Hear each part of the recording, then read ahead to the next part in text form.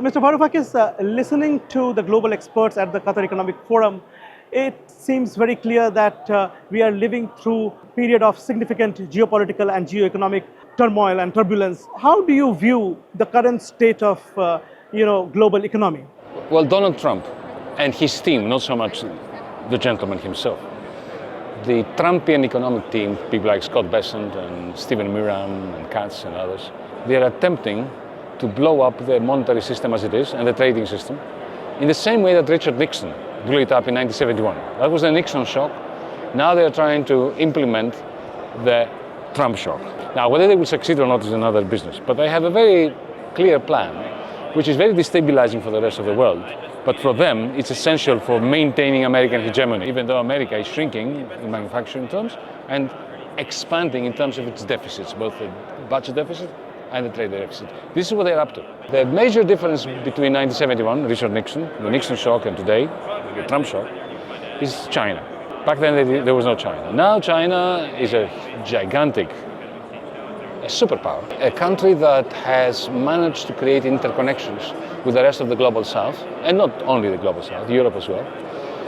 And they will resist the Trump shock. We're moving in the direction of the bifurcation of the world in one bloc that will be BRICS plus, increasingly dependent on the Chinese currency, and another part of the world which will be totally dominated by the United States, with a Europe which is the greatest patient, the very sick continent. So would you agree that Europe is would dying. be the biggest loser in this Europe is stagnating. We failed to invest in the last 15 years. Political fragmentation. Now we are going to have serious fiscal problems. So this is why we are feeling, in accordance to your question, this sense that these are interesting times in the Chinese proverbial sense. That has an eerie resemblance to Cold War, what you say? Not so much, because the Cold War really created two totally separate spheres, with the Americans managing to create a surplus recycling mechanism in the West. Now you have China, which is not a stagnant bloc, but it's a very dynamic bloc based on capital accumulation, based on innovation, on technologies that are surpassing even those of the United States, and capable of doing that which the Soviet Union never did, which is to be a source of growth for the developing countries. Right. You are mentioning this, competing power centers led by United States and China. How do you see the rest of the world navigating this rivalry and balancing their ties with both these two major countries? Well, with difficulty, but this is what the Middle East must do. Mm-hmm. That's what West Asia call it anymore. I've had enough of calling it the Middle East. This is a very colonial term. Right. The Arab world, the world in this part of the world, has to try to remain non-aligned, collaborate with the United States and Europe on the one hand, and with China on the other hand. You need to have your own policy, not to become the vassal either of the West or the East. At the forum, you spoke about big tech and the rise of technofeudalism.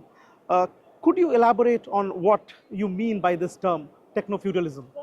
Well, it means that we have a new form of capital which lives in here, and the satellites and all the networked machinery.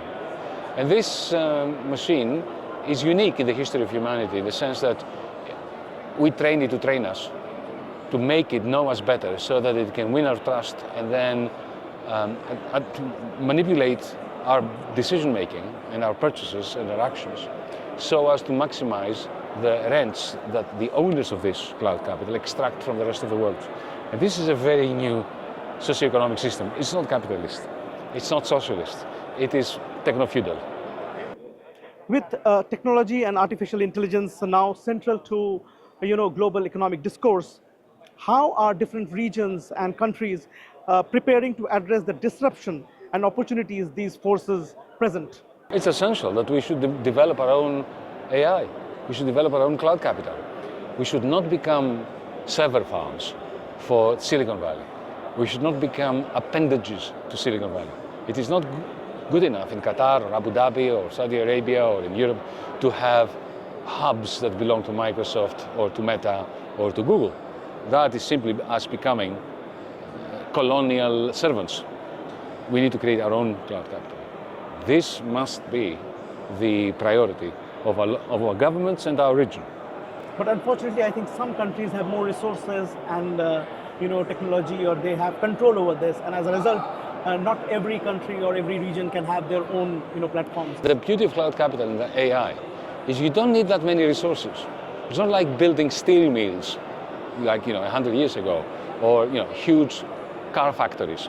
That required a lot of capital. DeepSeek, the Chinese startup, showed us that you can, with very small resources, few resources, build something magnificent. But you need to have a policy of doing it. And finally, what are your key takeaways from this edition of Qatar Economic Forum? Well, thankfully, the West is no longer the center of attraction of interesting conversations.